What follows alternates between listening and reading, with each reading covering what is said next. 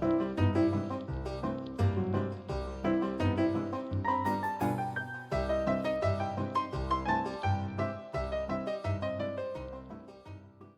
안녕하세요. 민성씨입니다. 오늘은 최근 빌딩 투자 시장의 상황에 대해서 간략하게 설명드리려고 합니다. 오늘 영상을 촬영하고 있는 2024년 2월 기준으로 빌딩 투자 시장은 역대급으로 최악의 상황입니다. 이렇게 최악의 상황이라고 말씀드리는 것은 시장에서 거래가 이루어지지 않기 때문입니다. 빌딩을 매각하려는 곳의 사정도 쉽지 않고 반대로 매입하려는 투자자도 결정을 내리기 어려운 금융 환경입니다. 그래서 오늘은 빌딩 투자 시장이 이런 상황까지 오게 된 이유에 대해서 세 가지로 정리해서 말씀드리려고 합니다. 첫 번째는 금리 상승입니다. 사실 작년 2023년까지만 해도 금리 상승도 문제였지만 그 변동성이 너무 컸기 때문에 대출 기관들도 투자를 꺼려해서 대출 실행이 어려웠었습니다. 최근에는 대출 금리에 대해서 투자자들도 어느 정도 안정화되었다고 판단을 하고 있습니다. 투자자들 입장에서 보면 금리 수준 자체가 높기 때문에 빌딩에 투자하면 그만큼 투자 수익률이 낮아질 수밖에 없습니다. 매도자의 입장에서도 금리의 영향을 받습니다. 자산이 매각되지 않아서 담보대출을 리파이낸싱 하게 된다면 기존에 받았던 금리가 상승할 수밖에 없습니다. 임대료 상승이 크지 않다면 올라간 금리만큼 수익률이 낮아지게 됩니다. 수익률이 저하되면 투자자들에게도 매력이 없는 자산이 되기 때문에 매각은 더 어려워질 수밖에 없습니다. 게다가 담보대출 금리가 오르자 위험을 감당해야 하는 에쿼티 투자보다는 손쉬운 대출에 우선적으로 투자하려는 경향이 더 커지고 있습니다. 기관 투자자들도 자산 배분의 에쿼티보다는 대출에 대한 비중을 더 늘리고 있는 상황입니다. 두 번째 원인으로는 에쿼티 투자자금의 모집이 어려워졌기 때문입니다. 빌딩 투자자금의 구성은 보통 에쿼티 투자와 대출 투자인 론으로 구성이 되는데 시장에 에쿼티에 투자를 하려는 투자자들이 현저히 줄어들었기 때문입니다. 그중 빌딩 투자를 많이 하던 연기금이나 공제 같은 기관 투자자들이 신규 투자에 나서고 있지 않습니다. 이런 원인에는 여러 가지가 있겠지만 무엇보다도 부동산 투자 수익률의 저하가 그 원인이라고 생각합니다. 당연히 대출금리가 상승하게 되면서 에쿼티 투자 시에 그만큼 매력도가 떨어졌기 때문에 대체 투자에 더 많은 자금을 배분하지 않고 있는 것으로 보입니다. 게다가 해외 오피스 빌딩에 투자를 많이 했던 기관 투자자들이 해외 부동산 시장이 악화되면서 큰 손실을 보는 사례들이 많아진 것도 하나의 원인이기도 합니다. 해외 부동산 투자에서 발생한 투자 손실에 대해 대응을 하기가 벅차기 때문에 신규 투자를 검토할 수 있는 여력도 부족해 보입니다.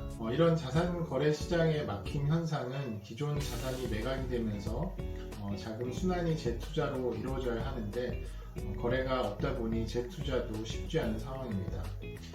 이렇게 에쿼티 투자자 모집이 어려워지는 것의 주된 원인이 요구하는 수익률을 따라가지 못함이라고 앞서 말씀드렸습니다.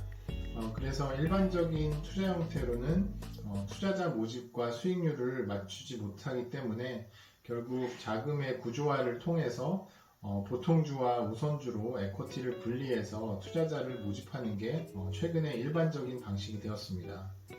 하지만 이마저도 우선주 투자자들의 요구 수익률이 높아지면서 모집해야 되는 보통주 투자 금액이 더 커질 수밖에 없어졌습니다. 그래서 최근에 그나마 거래가 이루어지는 빌딩들의 투자 구조를 보면 보통주 투자 금액과 우선주 투자 금액의 비율이 거의 50대 50 정도 수준인 곳들이 많이 있습니다. 그렇게 많은 금액을 보통주에 투자할 수 있는 것은 대형 블라인드 펀드나 임차인의 사업 수요 또는 전략적인 목적으로 참여하지 않으면 모집하기가 어려운 실정입니다. 그리고 빌딩 투자 시장에서 큰 축을 담당하고 있던 증권사들의 사정도 어렵기는 마찬가지입니다. 총액 인수를 통해서 투자 자금을 인수하고 나중에 셀다운을 하면서 투자 시장의 금융주선 역할을 했던 증권사들의 여력도 부족한 것은 마찬가지입니다. 기존에 빌딩 투자에 참여하면서 총액 인수를 했던 물량들이 아직도 판매되지 못하고 묶여있는 금액이 많이 남아있기 때문입니다. 이렇게 증권사들이 보유하고 있는 물량들의 수익률은 최근에 모집되고 있는 투자자금보다 수익률이 낮기 때문에 판매를 하는 것도 녹록지 않은 상황입니다. 그리고 다른 참여자들 가운데 해외 투자자들은 빌딩에 대해서 낙관적이지 않아서 빌딩 투자에 참여하지 않은 지가 오래되었습니다. 코로나가 종식되고 해외 오피스 빌딩들은 재택근무가 일반화되면서 사무실로 돌아오지 않는 인력들이 많아졌습니다. 이런 상황들로 인해서 해외 오피스 빌딩 투자 시장은 악화가 되었습니다. 하지만 우리나라는 직주 근접이 너무나 잘 되어 있고 재택근무를 하기보다는 출근하는 게 업무 효율성이 더 크다 보니 오피스 빌딩에 대한 수요가 탄탄한 상황입니다. 이런 상황에서 해외 투자자들이 보기에는 다소 이해하기 힘든 상황이 연출이 되다 보니 이를 보고 국내에 투자를 하기에는 설득력이 떨어지는 상황입니다. 그래서 해외 투자자들 가운데는 오피스 빌딩의 투자에 크게 적극적이지 않는 모습을 보이고 있습니다. 오히려 가격이 떨어질 거라고 예상을 하고 기존 자산을 매각해서 투자 자금을 회수하는데 더 많은 관심을 이제 보이다 보니 신규 투자는 막혀있는 상태라고 볼 수 있습니다. 마지막 세 번째 원인으로는 공사비의 증가입니다. 공사비의 상승으로 인해서 가장 타격을 받은 것은 당연히 개발 사업입니다. 개발 원가의 상승은 사업성 악화로 이어지고 연쇄적으로 PF도 일어나지 않는 사업장들이 증가하게 되었습니다. 토지 매입 후 사업을 진행하려던 프로젝트들이 매각 시장에 많이 나오고 있습니다. 게다가 최근에는 주거사업으로 검토하던 사업장들의 분양이 잘 되지 않다 보니 그나마 매각이 된다고 하는 오피스 빌딩으로 용도를 변경해서 개발하려는 시공사의 부지들도 많아지고 있습니다. 이렇게 신규 개발 시장도 타격을 입었지만 그동안 빌딩의 거래 시장의 한 부분을 차지하고 있던 리모델링 시장도 사업성에 문제가 생기기는 마찬가지입니다. 신축 공사비가 늘어난 만큼 일부 수선만 하는 리모델링 비용도 높아졌기 때문에 밸류에드 전략을 활용하는 빌딩의 매입도 쉽지 않은 상황으로 전개가 되고 있습니다. 오히려 밸류에드로 전략을 잡았던 프로젝트들도 계획만 잡아놓고 인허가 정도 수준만 받아놓고 다시 매각을 하려는 곳들도 점차 늘어나고 있습니다.